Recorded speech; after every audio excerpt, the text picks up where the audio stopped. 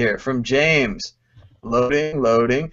I think this will change a lot of things. If the journalist knows you're going to be recording the whole thing, it will make them think twice about the kind of questions they ask, because clearly you can tell from the full edit. Always record yourself when you're being interviewed. If you're being interviewed by someone that you think might take your words and change them, make your own copy. Say, hey, I've got. See, you can say it's not going to happen, and you can. You know what, guys? Spit out the Kool-Aid. Because no.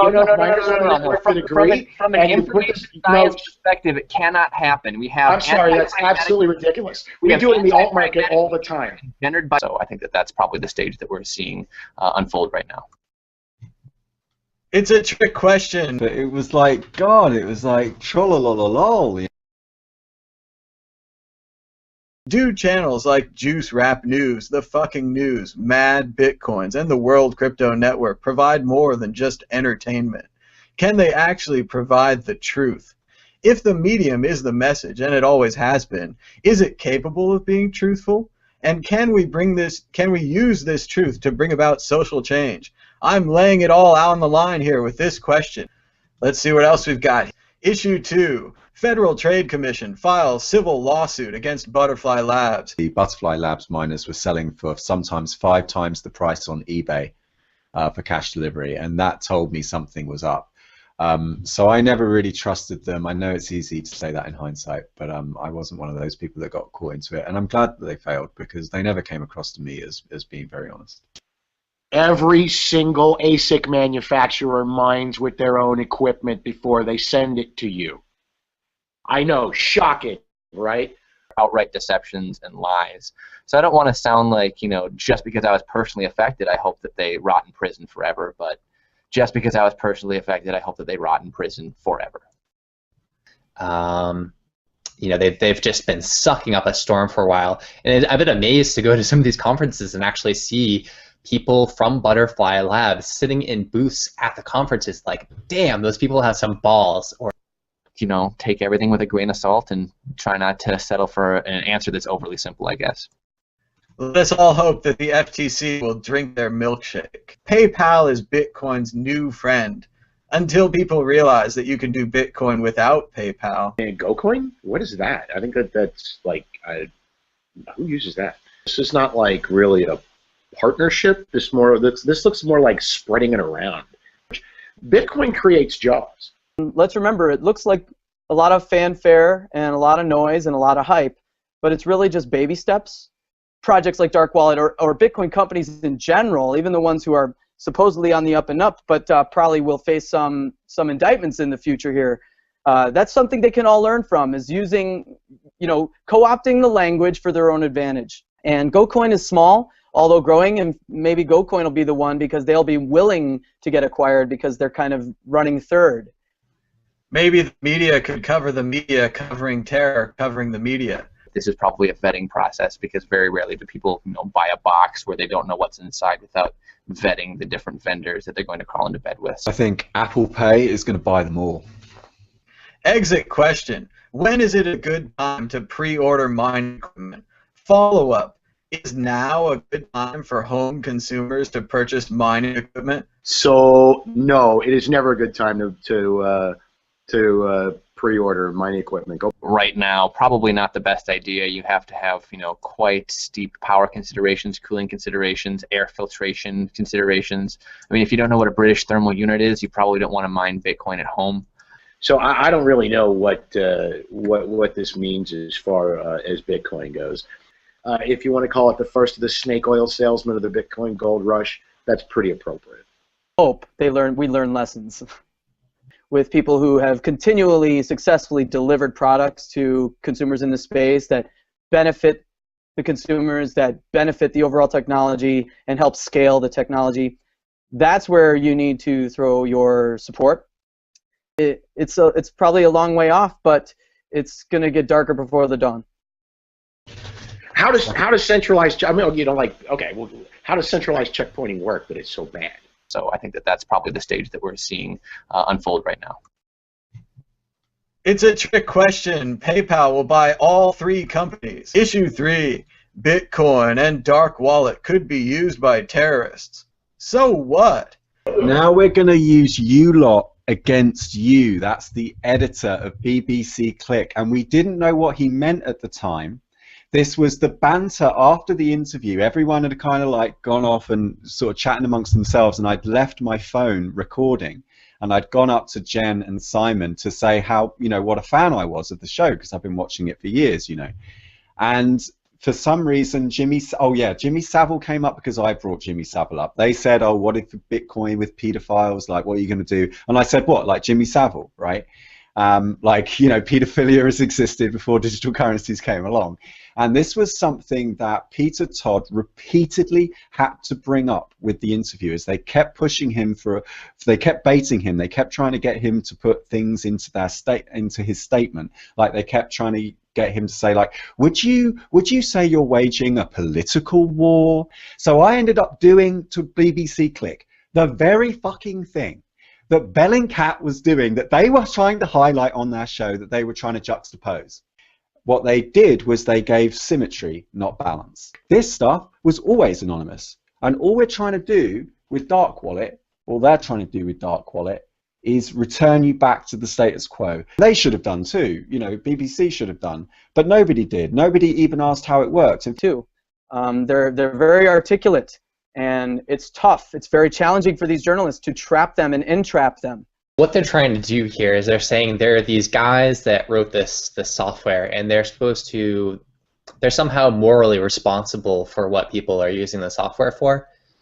And in order to try and give that some legitimacy, they come up with this. They point out this blog post that's obviously fake. It's obviously not written by ISIS. If they had put a few minutes of research into this, they would have discovered that everyone who had anything knowledgeable to say on the topic was identifying that it was clearly not an authenticated document. So the fact that they would even bring that up is, you know, it really shows that they're not journalists at all. They're the possible fanciful, you know, plans of ISIS. That I think these people are much more accountable to the war crimes that will be committed using the US dollar and other fiat currencies than the dark wallet people are, and so they should investigate themselves. But on CheckDesk's own website, it actually has the quote that verification is the essence of journalism. Right. Right. No. That's right. That's absolutely right. Ferguson showed that we had to turn the cameras on the police. Now we have to turn the cameras on the journalists. Just to dovetail into that, outside of CNN studios, they had 5,000 people protesting CNN not covering Ferguson, and CNN didn't even broadcast that. And anyone who can understand the code can implement it in their own way. And quite frankly, I love Dark Wallet. I'm going to fork it. As I've been made aware, Amir is all for that. I'm going to put it on every altcoin we have. It's a great wallet. I mean, just as a wallet, it's a great wallet. They should replace the Satoshi coin. Dark Wallet isn't out there to harm anybody. Much to the contrary. How can software, like open source software, harm somebody? Issue 4. History is happening. Juice Rap News is using hip-hop to transform the news. Is YouTube more than a collection of cat videos? Is it a force for social change? And positive programming and working together in collaboration really makes people feel better, because you can feel the traction of shit actually getting better instead of just being entertained to death into your grave. So, I mean, I think it's good. I think that everybody should join the World Crypto Network and donate and work together and become part of the shows, and that we should usher in a good version of the future. That's a good idea. So we've talked about decentralizing the blockchain. We've been doing that with these things, which have been given out. I've given out 3 so far that have gone across the world with full copies of the blockchain. Perhaps people getting more comfortable with just the idea of Bitcoin and seeing it being used will make it more appealing for them to actually really use Bitcoin in the future. And that's the truth about this anonymity technology. We need everyone to use it. We need everyone to encrypt their emails. They need to encrypt things that don't need to be encrypted. Even if you're buying something from Amazon or Gift, you should just encrypt it. We head into cryptocurrencies and use currencies that are structured and regulated by math rather than corrupt human individuals. And I think that's the answer. But moving on, issue 5, bonus issue. Federal Reserve leaks tapes. Federal employees were told not to ask questions, not to regulate banks.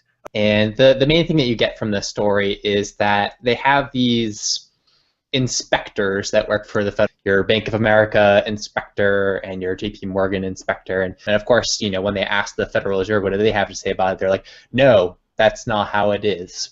A symptom of it. So we have a situation where all of our medium of exchange is captured by these sadistic pieces of shit, and then we have, you know, national propaganda radio come out and be like, oh, well, we can come in and we can be non-biased. We're not just going to be a mouthpiece for these people that are enslaving all of you. We're going to act like we actually care that the Federal Reserve is doing all this stuff, even though that, you know, anybody in a position to know their ass from a hole in the ground knows that NPR, national propaganda radio, is going to have a vested interest in protecting this system and being the most captured voice of propaganda. So when we talk about like corruption, newsflash, Bitcoin is corrupt as hell because the Bitcoin price tanked because it was quite obvious it was two whales having a pissing contest on Bitfinex. What if the Bitcoin Foundation turned evil one night? Not going to happen.